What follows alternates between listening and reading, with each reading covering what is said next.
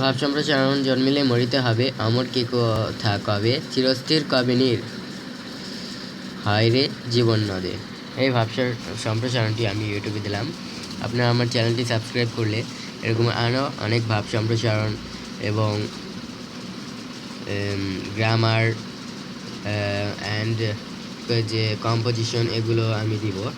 তো দেখুন, ভাব সম্প্রসারণ। মানুষ মরণশীল, মানুষ অমর নয়। একদিন সবাইকেই মৃত্যুর স্বাদ গ্রহণ করতে হবে।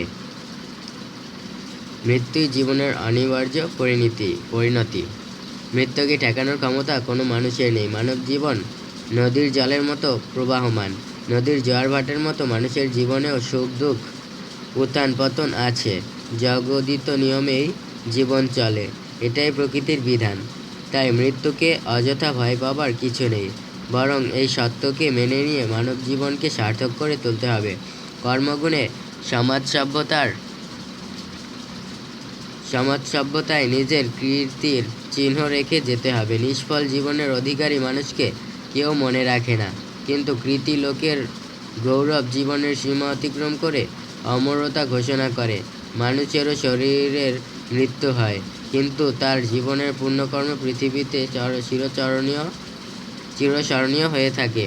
নশ্বর মৃত্যুও মানুষের জীবনে তখন অবিনশ্বর হয়ে ওঠে।